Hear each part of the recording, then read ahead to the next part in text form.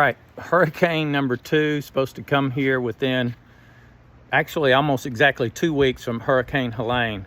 And so our boats made it through. We helped secure all the boats here. My buddy Turbo Todd, y'all may have seen him on some videos.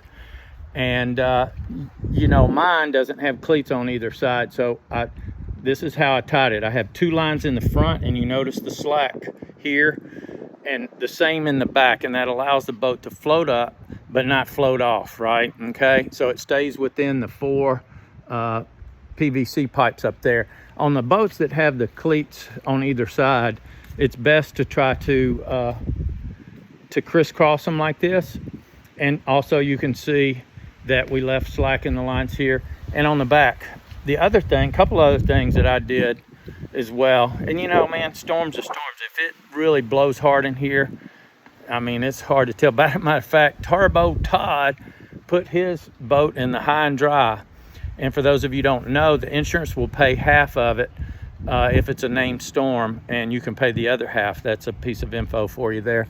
The other thing is on my lift, I'd show you, but we took this panel off, and in the bottom where we have lines coming in, I taped underneath, and then we put marine grade silicone all on there, and that helped to keep some water out, but this was underwater. So the other thing I did was I sprayed all inside, the connectors, the boards, everything was CRC 656.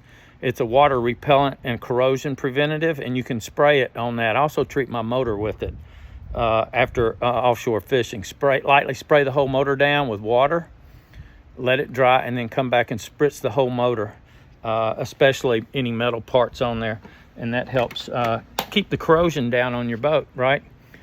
So yeah, we did the same with the lines over here on this beautiful regulator.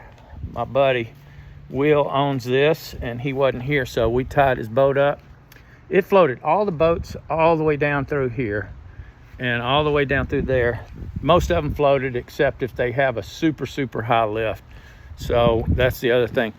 One other thing is that we tie the lifts to make sure that they're not swaying back and forth, because in the wind they really sway. So I do both sides of the lift, and then on the back you can see I have slack. I also have put a line from one side to the other on the cleats. I tied from here around the other side and back to that cleat.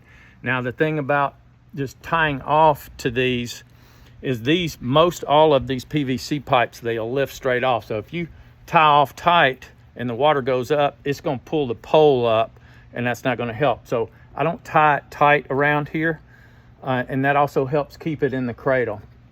I think that's pretty much it. You know, I mean, oh man, round number 2, Hurricane Milton. You know, prayers for everybody else that's out there that's going through this. I mean, it's supposed to hit Tampa Bay, which I'm in St. Pete. Tampa Bay, I can throw a rock to the entrance at where Egmont Key is out there. So let's all be safe.